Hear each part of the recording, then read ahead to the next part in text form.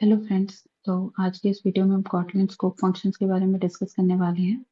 Kotlin scope functions का main purpose होता है कि हम जो जो भी कोड लिखते हैं वो काफ़ी इजी टू अंडरस्टैंड रहे, और इसमें हम काफ़ी बॉयलर प्लेट कोड को रिमूव करते हैं, काफ़ी कॉम्प्लेक्सिटी रिमूव करते हैं। मल्टीपल लाइन ऑफ कोड जो भी रिडंडेंट कोड है उसको हम उसको हम बहुत ऑप्टिमाइज तरीके से लिख सकते हैं using scope functions. Scope functions basically किसी भी ऑब्जेक्ट्स पे परफॉर्म किया जाता है। इसमें object as an argument pass किया जाता है जिसे हम इट या दिस के थ्रू रेफर कर सकते हैं। बेसिकली स्कोप फंक्शंस 5 टाइप्स के होते हैं: let, run, with, apply and also. इसे हम वन बाय वन हर एक का एग्जाम्पल देख के समझते हैं कि लेट का यूज कब करते हैं, रन का यूज कब करते हैं, विथ का यूज कब करेंगे। ऐसे हम एक एक करके सबका एग्जाम्पल समझते हैं। ठीक है, तो सबसे पहले हम यहाँ देखते हैं कि हम लेट का यूज कब करते हैं। तो जैसे कि यहाँ पे हम देख सकते हैं कि जब मैं लेट का यूज हम तब करते हैं जैसे कि जब हमें ये चेक करना होता है कि कोई ऑब्जेक्ट जो है वो अगर वो नल नहीं है, तब हमें कुछ नल चेक के साथ अगर हमें कुछ ऑब्जेक्ट पे कुछ ऑपरेशंस परफॉर्म करना है या उसकी वैल्यूज निकालनी है या कुछ भी करना है, तब हम लेट का यूज करते हैं। यहाँ हम सेव कॉल ऑपरेटर का जनरली यूज करते हैं, क्वेश्चन मार्क डॉट। तो ये यहाँ पे ये एक पर्सन क्लास बनाई है जिसमें दो प्रॉपर्टी है, नेम एंड एज। ठीक है, जब हम इसका यूज करते हैं तो यहाँ पे हम देख सकते हैं जैसे कि हमें इसमें हमने कुछ वैल्यूज दी है। नेम की वैल्यू दी है कि पर्सन नेम, एंड एज दी है 26। अभी हम अप्लाई के बारे में पढ़ेंगे इसे कैसे यूज करते हैं। बट सपोज इसके दोनों ये जो प्रॉपर्टीज है इसमें हमने वैल्यू डाल दी है, नेम और एज। अब हमें लेट का यूज करना है कि हमें इनको प्रिंट करना है या इस पे कुछ ऑपरेशन परफॉर्म करना है, या नेम को हमें रिवर्स करना है, कुछ भी करना है, या यहाँ पे हम इससे लेंथ निकालनी है कि एज की क्या लेंथ है। तो हम इसे करने से पहले हम चेक करेंगे कि ये जो इंस्टेंस है पर्सन डॉट नेम, ये जो है ये कहीं नल तो नहीं है। ठीक है, अगर हमें इसे कुछ भी ऑपरेशंस परफॉर्म करना है नेम के ऊपर, तो हम क्या करेंगे, सबसे पहले इसको चेक करना है कि नल तो नहीं है। तो उसके लिए हम यूज करते हैं question mark dot. If it is not null then let, तभी लेट ऑपरेशन परफॉर्म हो। अगर वो नल है तो लेट के अंदर नहीं आएगा। तो जब हमें नल सेफ्टी डालनी होती है तब हम लेट का यूज करते हैं, लेट स्कोप फंक्शन का। उसके बाद हम प्रिंट कर सकते हैं कि इट, यहाँ पे इट रेफर कर रहा है पर्सन डॉट नेम। हमें हर बार पर्सन डॉट नेम लिखने की जरूरत नहीं है, तो इट की जगह ऑटोमेटिकली वो ले लेगा person dot name dot reverse. तो अगर वो नल नहीं है तो उसको रिवर्स कर दो, तो यहाँ पे जो पर्सन नेम की जो स्ट्रिंग है उसको रिवर्स कर देगा। वैसे यहाँ पे इट डॉट लेंथ, हर बार आप कितने भी ऑपरेशन परफॉर्म कर सकते हैं यूजिंग इट। हमें हर बार ये इसको लिखने की जरूरत नहीं है, पर्सन डॉट नेम। इस ऑब्जेक्ट को बार बार लिखने की जरूरत नहीं होती। अगर वो नॉट नल है तो हम बाकी ऑपरेशंस परफॉर्म कर सकते हैं यूजिंग लेट। अब इसमें एक प्रॉपर्टी होती है कि जब भी हम लेट का यूज करते हैं तो वो हमेशा रिटर्न करता है last statement as a lambda. तो अगर आप यहाँ पे जो भी लास्ट स्टेटमेंट, अगर मान लीजिए आप यहाँ पे जस्ट एक रिटर्न लिख देते हो या फिर 10 लिख देते हो, तो अगर आप इससे कुछ रिटर्न लेते हो इंट वेल एक्स, तो वो यहाँ पे जो लास्ट वैल्यू रहेगी वही उसमें रिटर्न आएगी।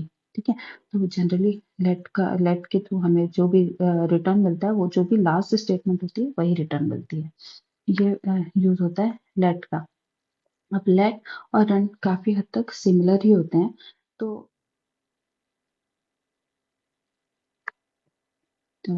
इसे देखते हैं।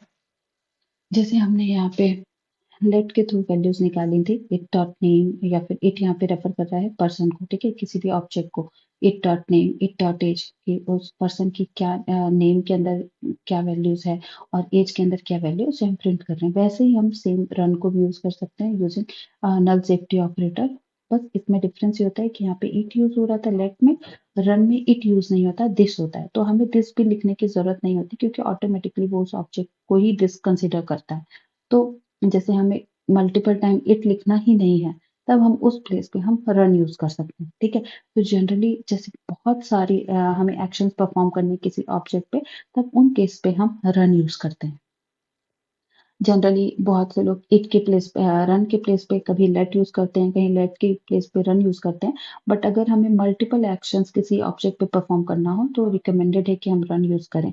अदरवाइज हम लेट यूज कर सकते हैं। दोनों में हम नल सेफ्टी लगा सकते हैं। क्वेश्चन मार्क डॉट लगा के हम चेक कर सकते हैं कि ऑब्जेक्ट अगर नॉट नल है तो ऑपरेशंस परफॉर्म की जाए। और इनमें सिमिलरिटी ये भी होती है कि दोनों लेट और रन दोनों में ही लास्ट स्टेटमेंट जो होती है वो रिटर्न होती है। ठीक है, और डिफरेंस ये होता है कि इसमें ऑब्जेक्ट इट के थ्रू रेफर होता है, रन में ऑब्जेक्ट दिस के थ्रू रेफर होता है। ओके, अब हम थर्ड देखते हैं विथ। तो इसे जूम कर लेते हैं। तो यहाँ पे हम विथ का यूज करते हैं कि देखिए, अगर हमारे पास एक ये ऑब्जेक्ट है, इसके पास कुछ इसकी प्रॉपर्टीज है, नेम और एज, ये इसके एलिमेंट्स वैल्यू, अगर हम इसे यूज करना चाहते हैं तब हम इन केस पे विथ का यूज करते हैं। क्यों? क्योंकि देखो, जनरली अगर हम किसी भी जैसे कि हमें इनको एक्सेस करना है, नेम और एज को, तो हम कैसे यूज करते हैं, इस क्लास का इंस्टेंस बनाएंगे और फिर instance dot name, instance dot age, ऐसे करके हमें ऑर्डिनरी कोड में ऐसे लिखते हैं।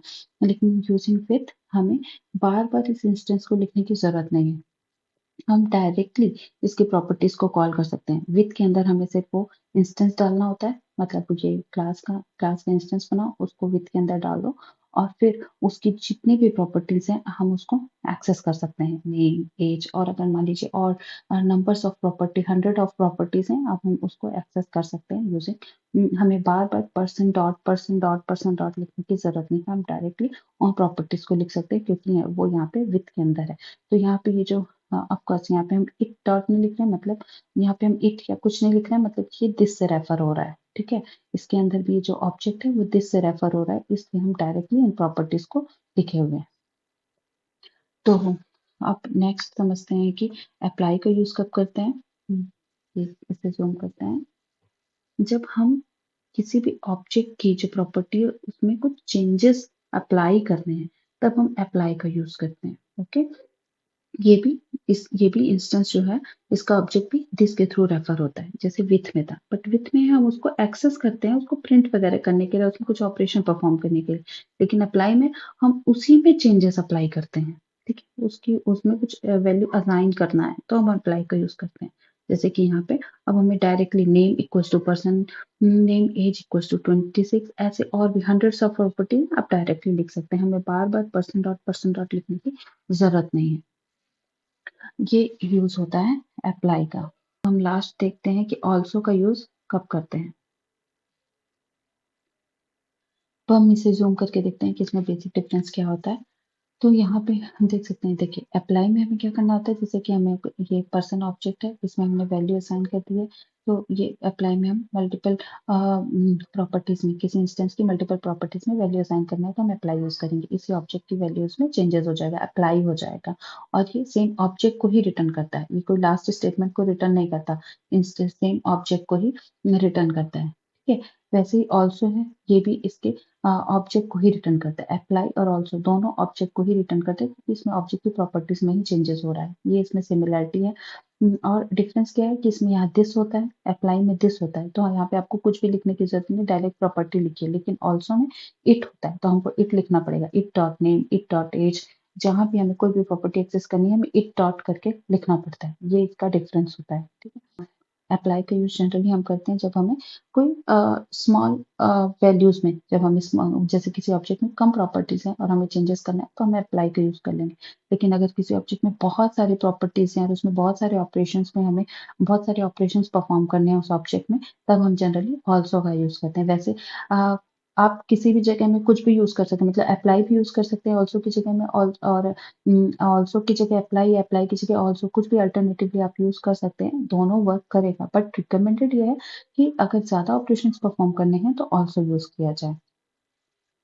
तो आई होप आपको ये वीडियो काफी कुछ क्लियर हो गया होगा कि स्कोप फंक्शंस बेसिकली होते क्या है। तो यहाँ मैं समराइज करके बताती हूँ कि यहाँ पे 5 स्कोप फंक्शंस बेसिकली कॉटलिन में यूज किए जाते हैं, let, run, with, apply and also.